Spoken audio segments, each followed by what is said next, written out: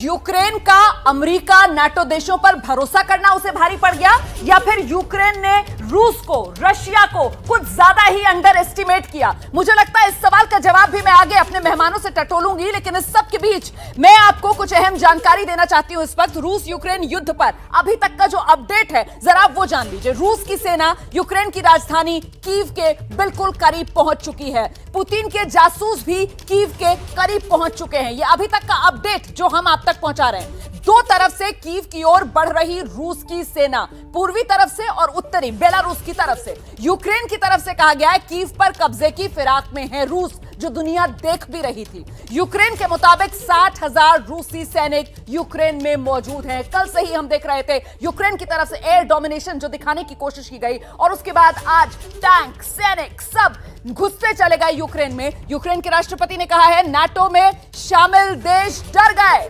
Ukraine की तरफ से दुनिया को यह संदेश दे दिया गया कि यूक्रेन को पूरी दुनिया ने अलग थलग छोड़ दिया है।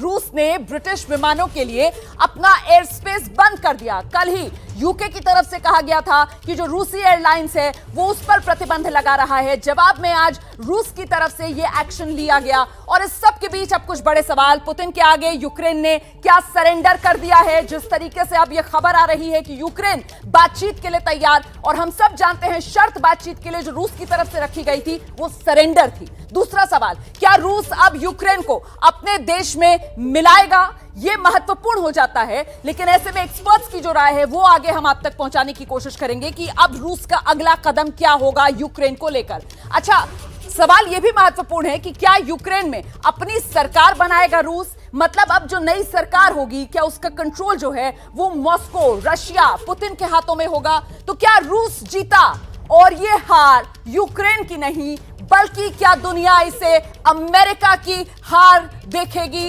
ये महत्वपूर्ण सवाल हैं जिनके जवाब आगे चर्चा में तलाशने की कोशिश करेंगे अपने खास मेहमानों से।